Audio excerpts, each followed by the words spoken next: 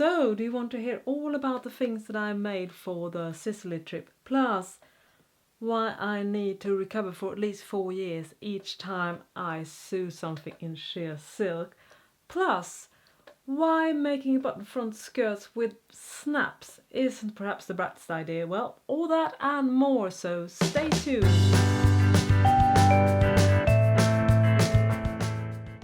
Hi there! If you watched my video that I made in the beginning of July, you'll remember that I talked about all my very ambitious sewing plans for my trip to Sicily this summer. I was planning to make a pair of shorts, silk blouse and button front skirt or a pair of sailor pants. This brilliant pattern from the Burdastyle June issue of 2016, a pair of swing shorts, which I am actually wearing right now, as you can see. I love this pattern. It's beautiful, it's fun, and I really think that it elevates the prints. Why it's called swing shorts, I think that's because of the pleats. They do tend to puff out, and that is the reason, because there are side pockets and the pockets actually puff out the kick pleats. That's pretty much my only issue with these shorts. Another thing that I'm really happy about with these shorts is that I went outside my comfort zone this time and made, yes, a button fly. I've never done that before. You know, it's funny because, I think by now that I should have had, but I think I've been a bit intimidating by it. Mostly I thought it would be really, really difficult, but in fact it's not all that difficult at all. It's pretty similar to a jean zipper with a fly shield and a fly facing. So I found this really great method in a vintage sewing book that I have from the 50s, which has a great technique for this, and I mixed that with my regular jeans zipper applications. And if you're curious, you will find a tutorial that I did on my blog that I explain the entire process.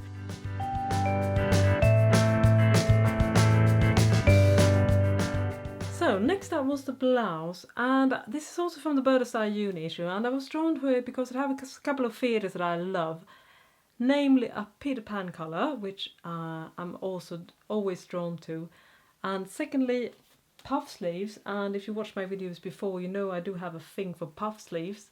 However, I was sort of in denial or had forgotten how hard it is to work with silk shears. It's painful to say the least, at least for me, and I think I'm a pretty proficient sewist. I've done this for decades. Anyways, back to this blouse.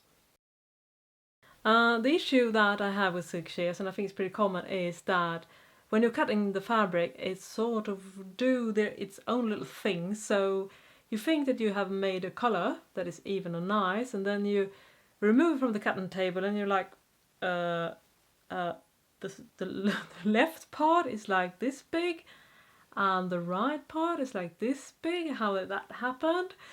And then the right side of the hem was sort of looped and much longer than the left side of the hem. So I trimmed it to create an even line and let it hang for a while again. And then suddenly the left side of the blouse was looking a bit uneven, so I trimmed it again. And then the back started to look a bit loop-sided, so I was like trimming until, you know, the blouse was shrinking. It was pretty scary, so I had to stop.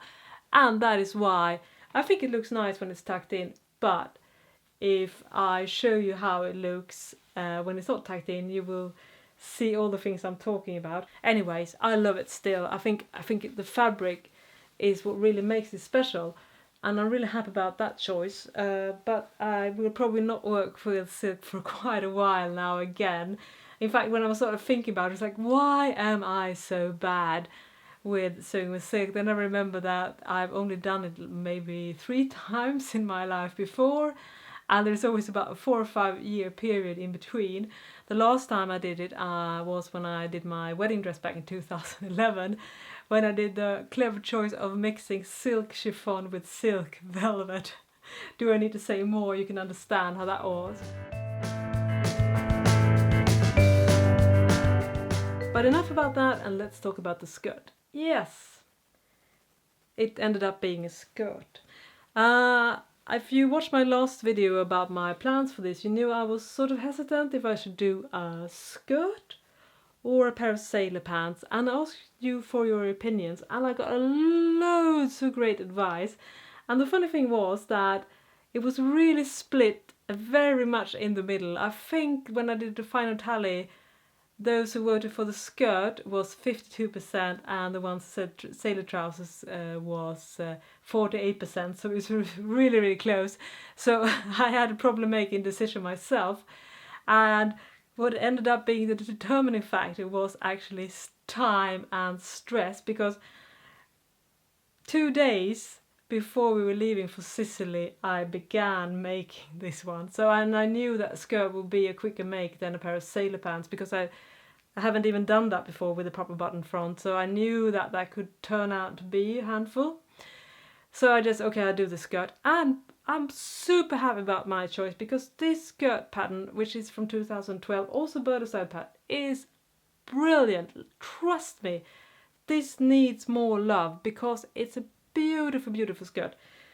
As you can see, it has a lot of drape, and it falls beautifully. It has very generous pockets, always a plus. So there's room for your wallet and your large cell phone, keys, everything. Plus it's really nice, you know, to put your hands in a pocket sometimes. The original pattern has a hidden button front, just like the blouse has.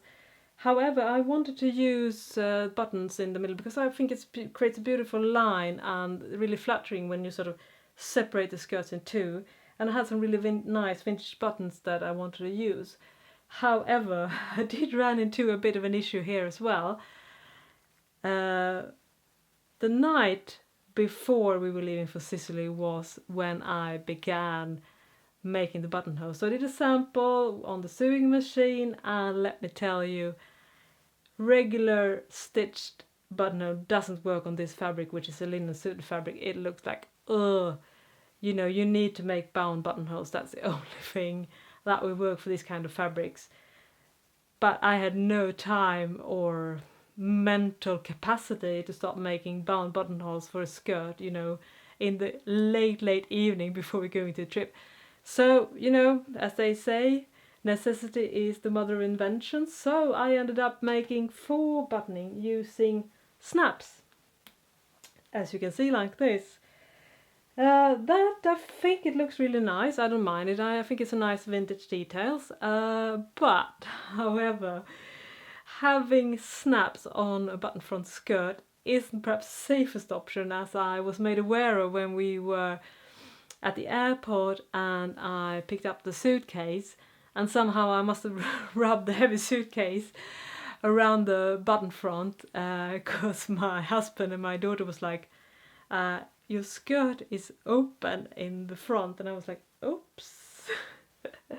So yes, bear that in mind when you start experimenting with it. I will say though, for normal use, it has actually stayed put. So I think, you know, not the brightest thing. Bound buttonholes would have been much better, or hidden closure as the original pattern has. So that's it, all the 3 pieces that I made for my Sicily trip. Thank you so much for watching, and please check out my blog thelaststitch.com for more sewing stuff, everything from tutorials to inspiration. And also, if you want to see more from me here on YouTube, please subscribe below. Thank you so much for watching, and take care, and I'll see you next time. Bye bye!